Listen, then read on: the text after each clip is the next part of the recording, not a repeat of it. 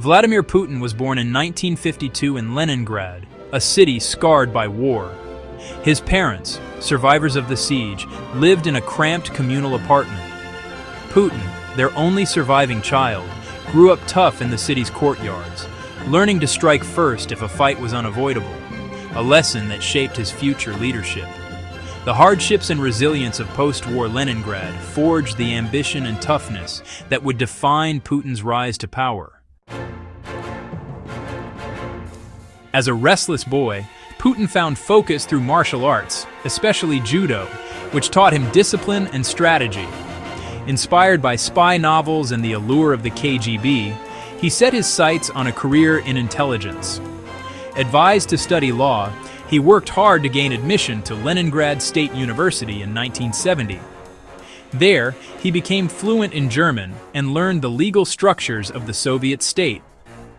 His law degree was a calculated step toward his true goal, joining the KGB. In 1975, Putin's ambition was realized when he was recruited into the KGB, marking the start of his life in the shadows. For him, intelligence work was more than a job.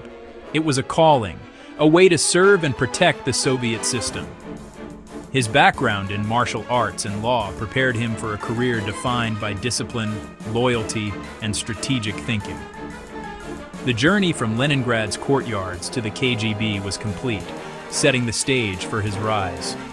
Putin's early choices reveal a man driven by purpose, calculation, and a desire for influence. Putin's KGB years in Dresden, East Germany, have been mythologized as high-stakes espionage. In reality, his work was mostly administrative, monitoring students, recruiting informants, and filing reports. The most dramatic moment came in 1989, when he bluffed a crowd of protesters to protect KGB files as the Berlin Wall fell. This episode showed his composure under pressure, but also his sense of abandonment by Moscow. The collapse of East Germany left a deep mark, teaching him how quickly power can vanish when authority weakens. Putin returned to Russia convinced of the need for a strong, centralized state. The legend of the master spy is exaggerated, but Dresden shaped his worldview. It was here that he learned the dangers of chaos and the importance of control. Back in Leningrad in 1990, Putin left active KGB service and entered city politics, working for reformist mayor Anatoly Sobchak. He quickly became a trusted advisor, rising to deputy mayor and managing foreign investment during Russia's turbulent transition to capitalism. Putin gained a reputation as an effective, discreet operator, building alliances and navigating a world where business, politics, and crime often overlapped. Allegations of corruption swirled, but he was never charged. During this period, he assembled a loyal network of associates from his KGB and City Hall days. When Sobchak lost re-election in 1996, Putin resigned out of loyalty, but his skills had caught the attention of Moscow's power brokers. He was soon recruited to the presidential administration, marking his move to the national stage. The chaos of St. Petersburg politics was a proving ground for Putin's mastery of bureaucracy and loyalty. His ability to get things done quietly made him indispensable. The city's rough politics prepared him for the intrigues of the Kremlin. Putin's rise was steady, built on competence, connections, and a knack for survival. The stage was set for his ascent to the highest levels of Russian power. Arriving in Moscow in 1996, Putin was an unknown, but his loyalty and efficiency propelled him rapidly upward. By 1998, he was head of the FSB, wielding immense power in the security services. As President Yeltsin's health declined, a circle of oligarchs sought a successor who would protect their interests. Putin, seen as loyal and controllable, was chosen and appointed prime minister in 1999. His fortunes changed after a series of apartment bombings, which he blamed on Chechen terrorists, launching a brutal but popular war. His tough response made him a national figure, and his approval ratings soared. On December 31, 1999, Yeltsin resigned, naming Putin acting president. Putin's first act was to grant Yeltsin immunity, fulfilling his side of the bargain. The once obscure bureaucrat was now Russia's leader. His meteoric rise was a product of timing, loyalty, and a willingness to act decisively. Putin's ascent was as much about the system's needs as his own ambition. The Kremlin had found its new strongman. As president, Putin moved swiftly to centralize power, reining in oligarchs and bringing media and key industries under state control. He built a power vertical, ensuring all authority flowed from the top. His foreign policy aimed to restore Russia's status and push back against Western influence. The Second Chechen War cemented his image as a tough leader. He opposed the U.S. invasion of Iraq and bristled at NATO's expansion. In 2008, Russia's war with Georgia signaled a new assertiveness in its near abroad.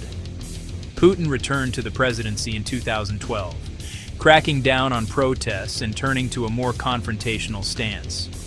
The 2014 annexation of Crimea and intervention in Ukraine drew global condemnation, but boosted his popularity at home. His support for Assad in Syria re-established Russia as a Middle East power.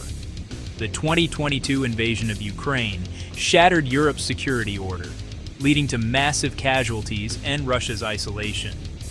Putin's rule has remade Russia into a centralized, militarized state defined by opposition to the West.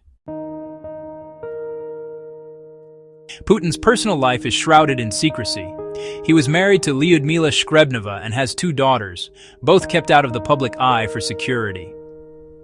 After their 2013 divorce, rumors swirled about his relationships, but the Kremlin enforces strict silence. To fill the void, a carefully crafted public image emerged. Putin as the vigorous, masculine leader, riding horses, practicing judo, and projecting strength. This persona contrasts sharply with his intensely private reality. Little is known about his true interests or daily life, beyond reports of discipline and solitude. He is said to enjoy Russian history and the outdoors, living in luxury but shielded from public view.